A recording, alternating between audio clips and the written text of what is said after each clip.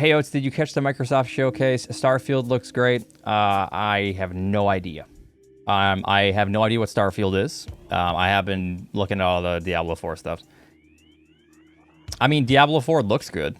Now, whether or not there's going to be in-game purchases that go beyond aesthetics, that's a different story. If the in-game purchases stop at aesthetics, I don't give a shit. Diablo 4 won't have pale walls like Immortal, so that's a good start. Yeah, but how do we know that? Because you know what they said about Diablo Immortal? They said that you won't be able to purchase. That you won't be able to purchase. What did they say? You won't be able to purchase something directly, like armor. You won't be able to purchase weapons. But I'm pretty sure that's you won't be able to purchase gear.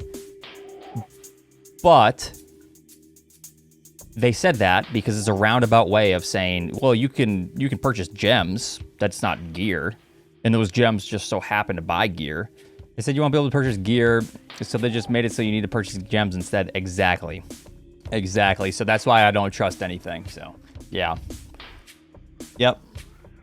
So, I mean, I'll wait and see. But, yeah, I'm excited about that. Looks good. I'm, keeping up with everything. With it. I mean, I don't think it will to that degree because... I mean, I just hope they find a good middle ground because Diablo 3, I've been playing that a bit recently. And they took away the in-game... They took away trading, which is fucking dumb. They took away trading with that game. After the cash shop or whatever. Which is bullshit because you need a thriving community that's going to trade, be able to trade hands, So if they took that away and they keep everything account bound, I'm going to be so fucking annoyed. Anyways, that doesn't matter. I am excited about it though. I hate the no trade. I think to have a game in a community that thrives and continues for years and years and years and years, you need a flourishing trading community. Starfield will flop. Why? Bethesda. What is Starfield? What the fuck is it? Starfield sounds way too big. Never heard that before. Fuck. So what is it? Like an MMO or some shit? Oh, okay. So Starfield equals Skyrim in space. Okay, so the 1,000 inhabited world sounds like it'll end up like bullshit. No. I mean, just look at No Man's Sky. That was a vast, never-ending world to fill your imagination with mystery.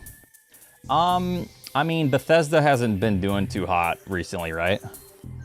I should probably set up my stream to where you guys can see what I'm doing, but I also don't want to start showing you my search history and shit. So, wait, why? What did Bethesda do to fuck up their reputation?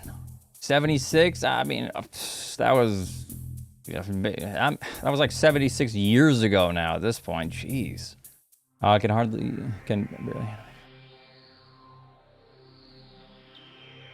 Yeah, they're gonna prove you wrong this time though. Just like I prove you guys wrong every time I say I'm gonna stream tomorrow. All right, they're gonna prove you wrong.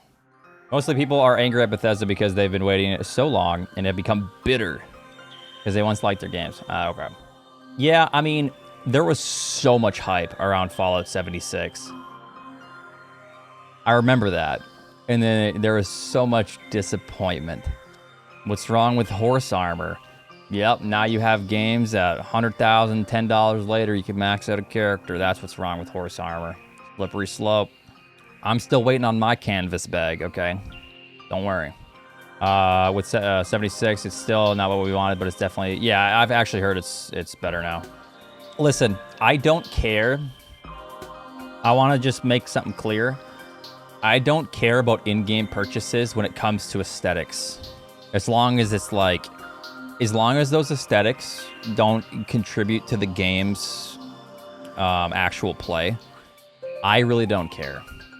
Now, I think the problem arises when you get people trying to purchase things that help them progress because, games are addictive in that sense. And it's addictive to try to grind for those things, and a lot of people want instant gratification. pay for what is that? I don't know what that is. My Millie. What doesn't it pay as much? Yeah, I mean, just the pay to win shit is bad. So what do you feel about pay for quality of life? I mean, man, that's tough. I think you're just a shitty game designer if you need to have people pay for quality of life things for your game. I don't know. Okay, no, that goes into progressing faster. I don't think that's the quality of life, because if you can teleport around, like let's say quality of life is just teleporting. No, because that's going to help you get those items quicker. So I think that's still pay to win. I think extra stashes are also pay to win if there's a in-game trading community, to a degree, because you can stack up your inventory without having to sort it, or without having to get rid of items or get rid of whatever. So I think that's, they should just give you the stashes. I mean, that's... How about paying for a better third-party controller so you don't break spin? Yeah. I'm still waiting for you to get 41 so I can release my twit longer on you. I want to pay for a game, then get nickel and dime just to play the game. Yeah, exactly. No one wants that, for sure. I have no problem with free-to-play to win game being pay to win up to a certain amount. The devs gotta eat, but so the thing is, it is undeniably predatory. Yeah, I don't think the Blizzard devs that copy and pasted D3 into a mobile game need to eat, because 50-year-old Johnny is addicted to gambling, and he started playing Immortal, so he put $100,000 into it. I don't think that's going to help them eat. That's just going to help the people at the very top that are way above the developers just get richer, The devs aren't paid any extra. Yeah, I don't think there's a kickback or any commissions from the devs if the whales battle it out at $110,000. You guys not have wallets? Pay to win is cancer. Someone comes for... I just think it's predatory because pay to win, like, everyone wants to, like, be the best, right? And they want to progress faster, and they want that dopamine. They want that rush. They want to just get to the end of the game and then, like, grind the end of the game and be the strongest in the game.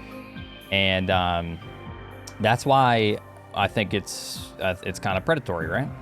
And I've heard this as well. If you make a pay-to-win game, your game is more than likely not going to rely on any skill set whatsoever. Because if your game relies on skill, that means that those very skilled players could possibly beat the players that paid a lot of money. Then the people that paid a lot of money aren't going to want to pay more money. So generally, like, you're just going to have a bad game. If you make a game pay to win, you're just going to have a bad game that requires very little skill. So it's boring for the free-to-play players that don't put any money into it. But the people that put a ton of money into it, they're just destroying everything, and that's their satisfaction, right? So I think you just set yourself up for failure when you have a pay-to-win game like that. Because by design, it will not be skill-based.